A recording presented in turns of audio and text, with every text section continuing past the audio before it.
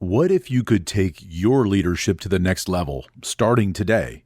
Whether you're looking for the next big idea or just a spark of inspiration, the Paper Napkin Wisdom newsletter is for you. Either way, you'll want to visit papernapkinwisdom.com and sign up now. Welcome to Paper Napkin Wisdom, where we share pearls of wisdom shared by some of the world's top entrepreneurs, leaders, and difference makers. Here's your host, Govind Jayaraman. Hi, I'm Govind Jayaraman, and this is Paper Napkin Wisdom, episode 222. Today, we're diving into a conversation that just might change the way you think about success, fulfillment, and personal mastery. Have you ever wondered why some people seem to move through life with absolute clarity while others feel stuck, reacting to whatever comes their way? Maybe you've experienced moments where you've achieved a goal, only to realize it didn't bring you the satisfaction you had expected. What if there was a simple framework that could shift your entire approach to life and to business? Today's guest, Rishi Khanna, CEO of ISHIR, has spent more than 25 years scaling businesses and leading high-performance teams. But what he discovered wasn't about growing companies, but it was about growing himself. And as you listen, you may begin to realize that the greatest shifts often come from not doing more, but from thinking differently. As you hear him break down his framework, you might start to see how this applies to your own life, how small shifts in thought, habits, and reflection can lead to massive change. Isn't it interesting how sometimes the answers we've been looking for have been in front of us all along? So before we begin, take a moment and think, what could happen if you allowed yourself the space to gain true clarity? Let's dive into this conversation.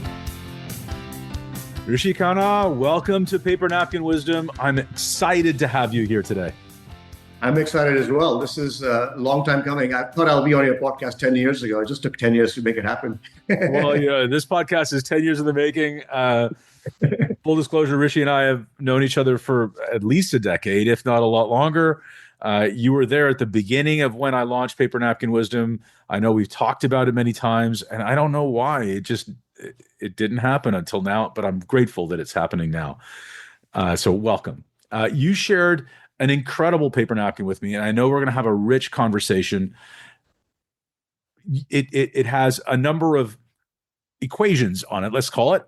So it says quiet time equals clarity, clarity equals confidence, confidence equals outcomes, new habits equals new results, self-reflection equals self-mastery. Why did you share that with me? Well, that's sort of my framework for myself. I realized that just can't live life by default and just sort of live by whatever's thrown at you every day. I needed to create some intentions and clarity around my life and live life by design and rather than by default. So that was led to this sort of framework for myself, just to remind me that in order for me to get anywhere, I got to have self-mastery. And self-mastery means I need to have self-reflection. So it really boils down to the last equation. That's where the entire thing happens. So then I can really, what I didn't write there is all that then leads to happiness. Happiness is an outcome. But yeah. So you built this model, this framework, you called it, because you were in search of self-mastery. Right? That's right. So what did it look like before you had this model? Like what was life like before that? So life before that was, there was some level of direction, it was more business oriented. There was no personal purpose around it. Honestly, I got more intentional about my life, fairly early because I got some early successes and I realized I was not getting any happiness from the successes. I was feeling that, hey, you know what? I got a big company started. I got my few customers. I got some revenue going. Now what? Right? And I was like, hey, I'm not happy. I'm not satisfied. And that void got me constantly like questioning, hey, am I doing the right thing? Am I in the right space? Should I be in business? Should I be doing something else?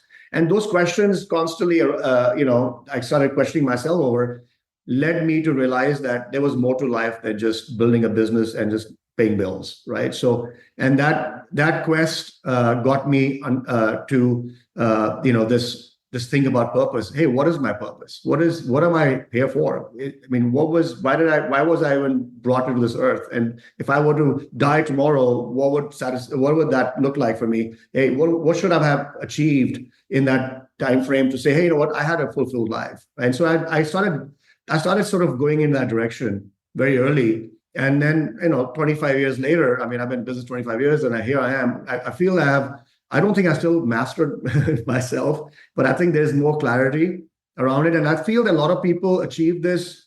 I mean, I think people are a lot more intentional today in this world, but in the good old, I would just say, previous generations, they probably would achieve this sort of mastery at the age of 70. I wish I had this understanding, and I wish this was taught, or maybe some level of coaching was provided to me early on in my life. I would have been here a lot faster. So I think there was internal quest of searching and trying to figure out who I am and why do I exist and what's my purpose, and what happiness means to me. And what I think is really interesting is you talked about is like, success is usually this warm blanket that makes everything feel better, but you achieved what you thought your end goal was, and then looked around and said, wait a minute, this doesn't feel right. Yeah.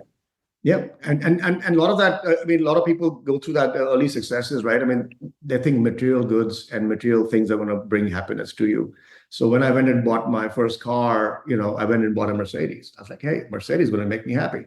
And then I said, no. 6 months later, I swapped it for a BMW. I said, maybe the BMW doesn't make me happy. And I realized, what? None of that brings happiness. And I figured out that none of that matters at grand scheme of things. And then that's where it all started, right? So really, it's everyone goes through some level of understanding of that, and yeah. So yeah, here's my journey so far. All right. So why did that start with quiet time? Like, why does your framework start with quiet time? I mean, I think that's interesting.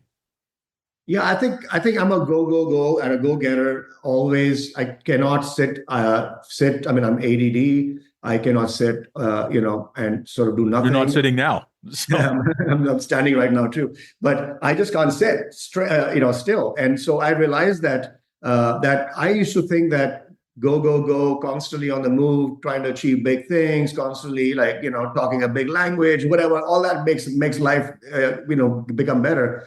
And then I realized, no, I get more satisfaction just being still.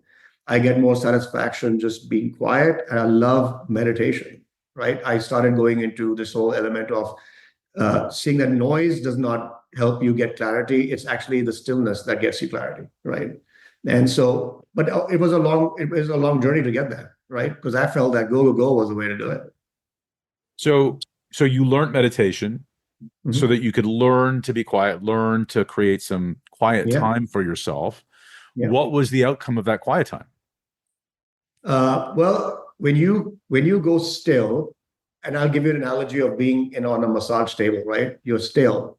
A lot of people get massages and have AirPods in there, and they're listening to a book or a podcast or what have you. I realized that's where it started. Is that I realized that when I'm on a massage table and I have nothing going on, there's a lot of self-talk. There's a whole lot of mental processing happening. You're not really still, even though you're physically still. You're mentally always on the move, right? And those kind of things allowed you to distill. Hey, what's bothering me? What's going through my mind? And those kind of questions that you start asking yourself leads to, hey, you know what? I need to deal with these issues, right? And the quiet time allows me to understand and sort of, I would say, comprehend the noise. It also helps me, I would just say, process the information around me. Otherwise, I just can't process. I think I'm more reactive when I'm not still. I'm more responsive and more deliberate when I'm actually still. What's interesting to me is that you're talking about, some really significant self-awareness, right? You noticed that when you got the success, the material wealth wasn't bringing you happiness. I mean, that's it was probably deflating a little bit, right? But you took the time to notice how you felt and how it was not the outcome that you were expecting, and then you got curious about what you could do to possibly change it. And I thought it's also interesting in a similar way that while you're lying still on a massage table or in an environment like that, you noticed that Mhm. you're not really still, that you're Yeah. still sort of iterating really quickly, going through things really quickly. Did you always have that sort of like inquisitive, self-curious nature, or is that something you learned along the way? Are you leaning into a strength is really what I'm asking. I think I've been curious in general, right? The thing is, I think I was avoiding my curiosity. I was sort of ignoring my thinking and just focus on doing and executing, right? And I realized there is some value that lies in processing the thinking itself, right? And so I didn't see the value of it growing up. I only saw the value of it when I started my business and I started to experience this element of dissatisfaction and we call it deflation or just unhappiness. I just didn't see happiness from any of that effort.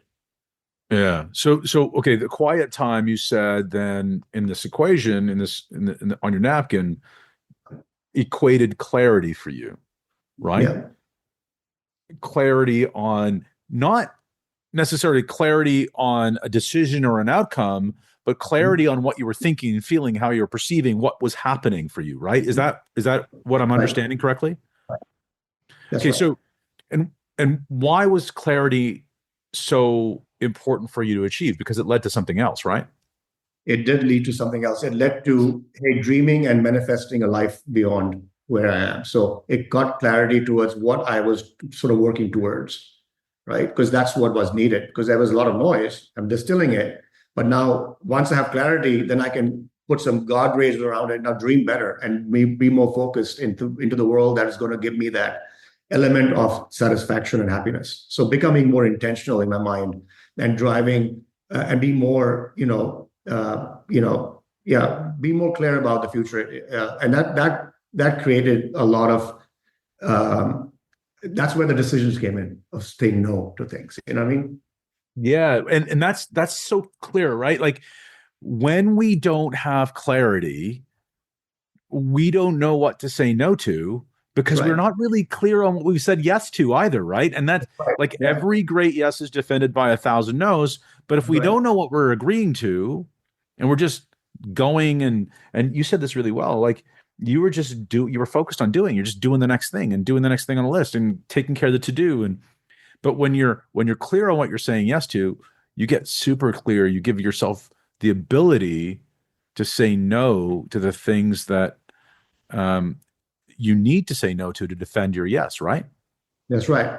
Yeah. So it becomes a lot clearer to say no to things because you said the guardrails and then you make the main thing the main thing, right? Because then you figure out what the main thing is. Because Right. until that point, it's just noise. It's no main thing in your mind. Yeah, and that's incredible. So when you know what the main thing you get, and again on your napkin you get confidence, right? So you have you're clear, you're confident on what you need to do next, Right. and I think that's really powerful. I want to go back also. There's I don't know if you've ever heard this, but there's talk about when people are practicing in an athletic sense that it's Mhm. important to rest between repetitions of the practice, and there's value in the rest between the repetitions, whether Mhm. that's if you're on a sports team like a hockey team or a football team or whatever, and everybody's doing repetitions on patterns or routes or whatever. Whatever it is, whether it's lifting weights or it's important to have that rest, because what happens in that rest period in between reps is your brain actually iterates over and over and over and practices the routine or the rep millions of times between Mhm. when you do it once and you do it the second time. So That's that right. rest between reps is really important. What it sounds like you did was use that rest between reps, that meditation, that quiet time, that clarity to do those reps and gain that confidence, gain that clarity. Is that another way of thinking about it? Is that what you achieved? That is correct. Yeah. And the rep is also the reps that we go through, and the rest time that you go through is really allows you to repair. Repair, yeah, too. Yeah. Absolutely. Yeah. Absolutely. Reflect and repair. Those are the kind of things you can achieve. All right. So once you know the main thing, you've got the thing that you can say yes to, which means you can defend it with 1,000 no's. You've got the confidence. You say that's where the outcomes start to come, right? That's right. That's the first step. That's an early step. Now it gets the direction. Okay. So tell me about When that. you get the main thing and you start saying no to stuff, then you now know what you are intentionally working towards, and now you can actually create an action plan. Okay. So what does that look like? What does that look like for you?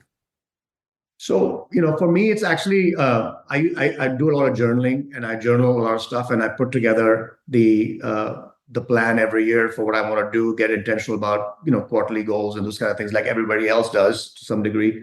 And that basically allows me to start writing, and writing makes it real.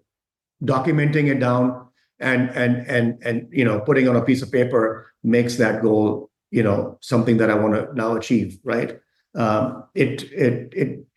Writing also helps you reflect, right? Right. It forces you to reflect, and then you also adjust, and you also figure out how any of this resonates with the direction you're trying to go, and then you also identify things you want to say no to as you're writing. Oh no, that's not what I want, and then you delete that and you write it again. So writing is a very important aspect of that. Yeah, so I don't know if you're familiar with the work of Dr. Jim Loehr. He talks about writing out your story, right? In Human Performance Labs, he talks about how you can even rewrite your story by writing it out. So I find it really fascinating that you write that out in it, and I think you write it out in some detail, right? To be able to be very clear. What if when you're writing something, you realize, you know what, I don't understand this well enough? What do you do about that? Well, sometimes we run into these roadblocks. Yeah. So, I mean, the framework for me is during the quiet time, and quiet time is actually a think week. It's not a quiet time for 5 minutes. It's not a quiet time for 10 minutes. It's not a massage. It's actually a whole week. I'm actually in a quiet time. I'm away from work. I'm away from family. I'm parking myself in a hotel room or a Airbnb somewhere around the world. And I am just basically taking the quiet time to not have anything that's going to distract me from it. So that's the think week. And during the think week, I have quiet time. Actually, I have two frameworks. One I call the main framework, and the other one I call a dream framework. To make sure the main thing becomes the main thing, and dream allows me to get to my dream. So that's the framework I do, and I fill up a thing which is a journal, and that's my life planner.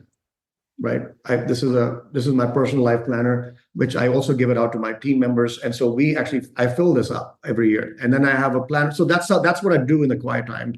Quiet time is also closing your eyes and meditating, but also documenting and journaling and just getting clear. And during that time, within my dream framework, it's also about adapting the disciplines, routines, education, like things that I don't know about. How do I educate myself on it? How do I get better at it? And and maybe maybe education means, hey, who's the expert that I need to go after? Right? I need to get education from someone else who's already done it. And so how do I find the dream manager who's helped me get there? And then how do I create an action step? And then how do I create a mindset around that thinking? So be able to get there. So that's the framework that I use, is the dream and the main framework to get my quiet time to create meaningful clarity. All right. So Rishi, let me push back a second because somewhere out there, someone's listening and they're saying, okay, well, this is all really great for Rishi because he had success. He had the Mercedes and the BMW, and then he took the week, and yeah, great. But I'm pushing an elephant up a hill and I'm overwhelmed. I don't have a week to go and travel and book an Airbnb and blah, blah, blah.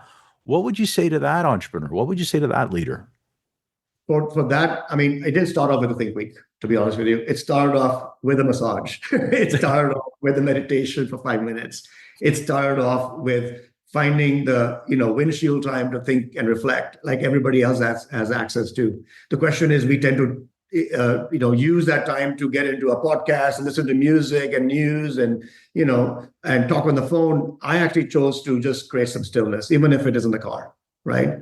And so I realized, during that time 25 years ago, I realized my best think time guess where? It was actually in the car, or it was on a flight, but I have no distractions. I don't have to watch a movie. I can sit there and do the think time right there. And I am on a flight to India, and I'll be on a plane, depending on how you fly, for many, many hours. I'll do my think time right there. And so I realized, and that's what my realization was, that, hey, I think so much better when I don't have this noise around me. I don't have to see my emails. I don't have to have text messages. I don't have a phone ringing all the time. I don't have any action to take. No one's waiting for a deliverable from me. And I felt that was a thing. So I actually converted that time from that flight to a think week. Like, how do I create the same environment for a longer period to achieve a more lasting and more intentional result? So you started small, right? You started small. Yeah, and then it grew because you found what worked. You used the framework, you modeled some masters. You said you educated yourself about what worked for other people, and then you brought that into your life, right? Right. That's right. Everything is rinse and repeat. I don't think I ever got any original idea other than the fact that I took the pain to understand what is that I was needing to be able to get intentional and get clarity in my life. And that I realized was flight time, windshield time, gave me that realization that was amazing. When I'm driving out of town, if I'm driving alone, I don't have any music on. I'm not listening to any podcasts. I'm actually thinking. Yeah, right. And so if you're listening to this, find the time, build, there's a great episode. Jim Estel was on episode, and you can look that up, but Jim Estel talks about the power of while, and that's what you're talking about. While you're doing something, do this too. Mm-hmm. He talks about having meetings while walking as being a very simple example of that. I want to get a walk in. I need to meet this person. While I'm walking, I'm going to do this. So you're using the power of while I'm going somewhere, I'm going to use that time for thinking. While I'm traveling on an airplane, I'm going to use this time for thinking. And then you had that amuse-bouche, which then grew your appetite for it, and you found other ways to get more out of your framework, right? Yeah. I actually had I still have that. I go for a 30 minutes to a 1 hour massage every week. Not because I need physical massage. I need that quiet time to distill things while I'm getting, additional assistance in really getting the massage to help me relax. But really, I actually just walk in and I get that for that reason. Is that just, there's so much around you, you need to process it. You need time to really process it. And I can now do that in a few ways. One is, of course, the Think Week, which I do every quarter. And then I also do massages or windshield time or flight time, or even, I take the energy to do meditation, midday meditation, to be able to process where I am in a moment. And then journaling is part of my journey. I write for anywhere between 30 minutes to 45 minutes every morning, right? Yeah. Do you block that time off on your calendar? It's called the morning routine, and then they have an afternoon routine, and then I have an evening routine. I have 3 routines on my things, pretty routined out here. But the thing is, that allows me to create that date with myself to be able to achieve that. Just creating the time blocks and dates. Yeah. So I think that's really neat, because we stumbled right into new habits, right? Yeah. And so your new habits. You say new habits lead to new results. Why is that equal to each other? So I feel, if whatever you're doing is good, if you continue doing that, you always, same habits will lead to same results in my mind, right? So new habits will actually introduce new ways of doing things and new time or new, exercises to be able to get somewhere. So that's the idea. It's like, hey, new habits. I started creating a goal. Hey, I'm going to experiment with a new habit this quarter. And what is that habit? Right? So that kind of thing. So I feel Habits actually set you free. Yeah. So you said on a quarterly basis, you say you're going to experiment with a new habit. Mhm. What does that mean to you? What are you saying? Because experiment means you're going to, test it out. How are you testing it out? What does that look like? So remember during the pandemic, I don't know whether you and I were in the same room at that time. What you used to do is get up in the morning at 4:30 and try 1 hour when everybody's sleeping, and we would get together and create accountability by having three people in the room on Zoom and just focus on the most difficult thing and most important thing in the morning. That was a habit. Getting up in the morning was an important habit to do to be able to achieve that. Making sure I commit myself to do it and do it every day. Making sure that I'm not letting my other people, let them down by not being there. And those are kind of things. Being in EO and being in and reading and listening to other podcasts at times, you actually get to see what other people are trying and doing and it's working for them. You have to see if that works for me and does that stick for me. So that's the time I actually pick up one little nugget and then say I'm going to try to do it myself. And I may give up on it in the middle of the quarter, but at least I tried. It did not work for me or it did work for me. Yeah. So how do you measure whether it works for you or not? You set the measurements and figure out what is the success look like. I mean, I think you and I are strategic coach as well. And so I put together an impact filter and figure out, hey, what do I want success to be? At least as I comprehended it right at this point. And then how do I create intentionality around it and see if it works? And if it doesn't get me where I need to abandon that and stop wasting my time doing it. So it's about intentionality, being very clear up front. And maybe it's me. Maybe it's not the habit. Maybe it doesn't work for me because it doesn't go gel with who I am and what I'm going through right now. But at least I gave it a try. Yeah, yeah, and by giving it a try, you mean you actually did it for a period of time, assessed the outcome. The outcome wasn't there; it wasn't giving you the new results you were looking for, and then you said, "Okay, didn't work." Mm-hmm. Do you feel? So somebody out there is going to say, "Oh, I don't want to do something. It's not going to work. I'm going to feel bad about it. I will have wasted all this time." Is that how you feel when you discover something worked? Or no, because I've actually tried to master the word no. Right? When is no for you? So a lot of times we make decisions, and then we get emotionally involved in that decision, and we don't have the ability and probably the strength to say no to some things, right? I said someone, so that actually allows you to play with that muscle and say, you know what, when something is not serving you well, you just say no and walk away, and it's okay. So how do you distance yourself from a decision? And it could be a habit or maybe a decision itself, and it's not serving you well. You've got to say no to it and liberate yourself from that entrapment, so to speak. Yeah, and again. It's kind of like the great quote, right? It's not that I failed. I found another way that didn't work. And it just didn't work. And it's okay. So new habits lead to new results, but every single time you do a new habit, it's going to lead to a new result. You have to have a measurement and an understanding of what winning looks like to know whether that new result is one that you want or one that you don't, right? That's right. That is correct. Right. And that's where you get intentional, right, about that. Exactly.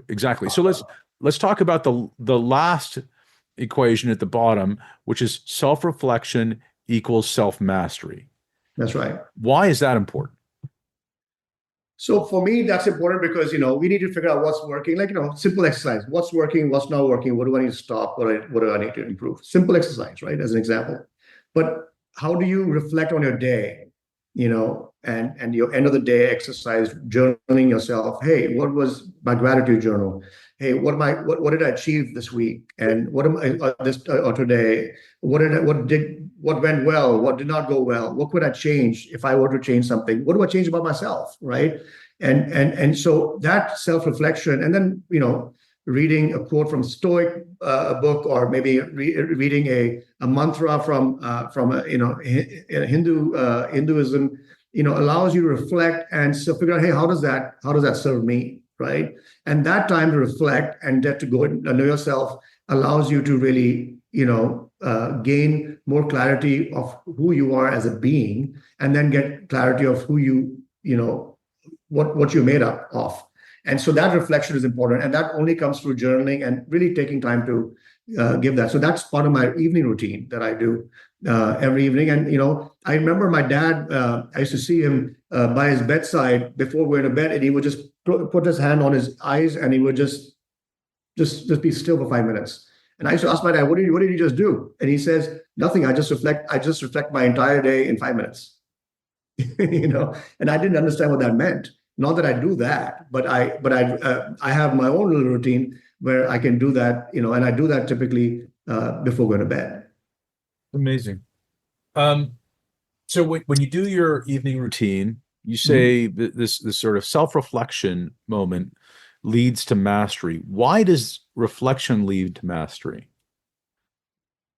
Yeah, so you need to figure out self-reflection leads to understanding and understanding how do you maintain a peak performance for yourself, right? A lot of introspection, a lot of clarity, a lot of decisions, that go in through your mind, and you're doing the self reflection just to help you become better every day, right? What is that one thing I need to do? And that's what you're taking away from it. Hey, what is that one thing I'm going to do today that's going to make me 1% better, or better? So that's what I'm really doing this for. How do I create peak performance, and I constantly become better with every day's efforts. I think that what is really striking me about your story, Rishi, is that you're approaching every part of this with a humility and curiosity that opens the door for you to find that one thing, right? Mm-hmm. And what I also think is really interesting is that initially you said that you were avoiding your curiosity and focused on doing. Later on, it's almost counterintuitive, right? Like if you're doing, you'd think you'd be really super successful. But now you're saying, no, I stop. I'm quiet. I'm curious. I'm leaning into these things. What happened to your success? I think as I started doing this exercise, I felt that I was able to break the ceilings that I've setting for myself. My self-talk, was not holding me back. My self-doubt never, was coming in the way. And if it was, I was trying to really dive deep into those things in my own quiet time to be able to resolve that. So the success, I was constantly becoming more successful over time, because then less is more. Started doing things, and I started doing them better. And I started becoming intentional, and I was able to give more clarity to the people around me. I was able to give them a better, better direction if I need to do, and delegate better, and do less myself and get more people to do more for me, right? And part of that, like I want to go back to this framework, because if you're clear and confident about the outcomes, and the habits that are going to lead to the results, you're able to say more clearly, hey, here's the thing that I need some help with. Can you help me with it? And that empowers your team members to actually go to the right place, because you're clear on what you need, right? Is that what happened for you? Another thing that was holding me back was asking for help. Now, because I have the clarity, I can say, hey, I don't have that capability. My team doesn't have the capability. Somebody else in the world has the capability. Now I can ask for it. Because before that, I would just say, I'll create the capability. I'll do whatever it takes to make it happen. And that's now serving me very well, right? So that's the thing about it. That also leads to the element of, being able to ask for help, be more deliberate, be more supportive, and then find the who's done it before to help you get there faster. Yeah, I think this is really powerful. And Rishi, I know you're a humble guy. You've achieved some significant success, and you influence a lot of people globally with the work that you do. And it's really clear that you do that on purpose. Like, it is very aligned with who you are. Your frameworks are brilliant, and I want to thank you for sharing them with me. You have a shout out today. Who would you like to shout out? I'm part of EO, and I feel that a lot of my journey evolved by being part of Entrepreneurs Organization. I felt that being around people that were like-minded allowed me to really go on this journey and become smoother about this journey. I mean, really, I got deliberate about this only because of the fact that I had this group of friends that I made over time, which I would now call family, that got me there. So, and within that EO, a group of many thousand members, my own forum, I want to give a shout out to my forum, because they actually challenged me. They hold me, they keep me grounded, and they helped me achieve more by just being themselves and be great listeners, and then be able to tell me when I'm, giving them I'm blindsided or I'm just giving my BS to them, right? They just call me out of my shit. So that's the idea. And I feel that I need to give shout out to my forum, because what they do, not a lot of times your spouse doesn't do that for you. Sometimes your employees definitely don't do that for you, because they're still afraid to tell you that. Your friends also don't tell you that. But EO, I think they have the way of communication that allows us to communicate better, while they challenge you through their words. And so I would like to give a shout out to my great forum. That's awesome. And if you're listening, everyone deserves to be in a forum of peers. If you don't know the concept of forum, if you are an entrepreneur, certainly look up Entrepreneurs Organization. If you're not an entrepreneur, if you're a leader, if you're a difference maker, there are forums available for everyone. Everyone deserves to be in a mastermind where they can be supported, but also learn what it really means to give support in an unbiased experience sharing way. Rishi, thank you so much for joining me. Yeah, thank you so much for having me. This was a great conversation. It was. What an incredible conversation with Rishi Khanna. And as you reflect on what we've just explored, you may begin to realize how powerful these simple equations can be in shaping not just your business, but your life. What happens when you take even just one of these principles and apply it? Imagine what could shift if you allowed yourself even a few moments of stillness each day. What insights might emerge? As you gain clarity, doesn't it make sense that confidence naturally follows? When you know where you're going, decisions become easier. The results you create are simply a reflection of a certainty with you act. What's one decision you've been delaying? You already know that small, consistent changes lead to transformation. So, what's the habit that will create your next breakthrough? Think about it. Every high performer, every visionary, every leader takes time to reflect. What insights could you uncover by making self-reflection a daily practice? And here's what's really interesting. You already have the answers inside you. This framework isn't about giving you something new, it's about revealing what's been there all along. Now take a moment. Which of these equations speaks to you the most? Write it down on a napkin, snap a photo, and share it with #Paper Napkin Wisdom. And when you do, you'll not only reinforce your own insights, but you might just inspire someone else to see things differently too. If this episode resonated with you, make sure to follow, leave a review, and share it with someone who needs to hear it. Imagine the ripple effect of spreading this kind of wisdom. And as always, remember, big change starts with small intentional action. Until then, keep writing down your ideas, keep sharing, and keep turning small thoughts into massive impact. And make it a great day.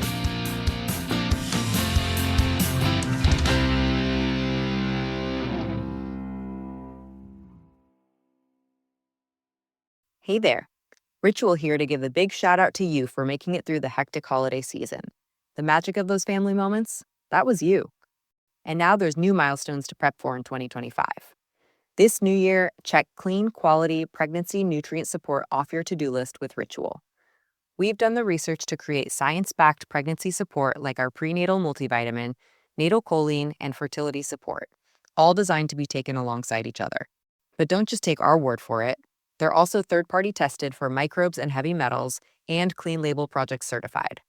So whether you're trying, thinking about trying, or already there, we don't have to tell you that prioritizing yourself can be the hardest part.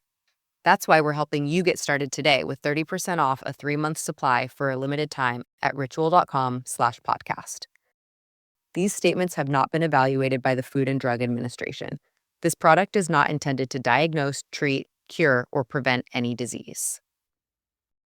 Hi, I'm Chris Gethard, and I'm very excited to tell you about Beautiful Anonymous, a podcast where I talk to random people on the phone. I tweet out a phone number, thousands of people try to call, talk to one of them, they stay anonymous. I can't hang up. That's all the rules. I never know what's going to happen. We get serious ones. I've talked with meth dealers on their way to prison. I've talked to people who survived mass shootings. Crazy funny ones. I talked to a guy with a goose laugh, somebody who dresses up as a pirate on the weekends. I never know what's going to happen. It's a great show. Subscribe today. Beautiful Anonymous.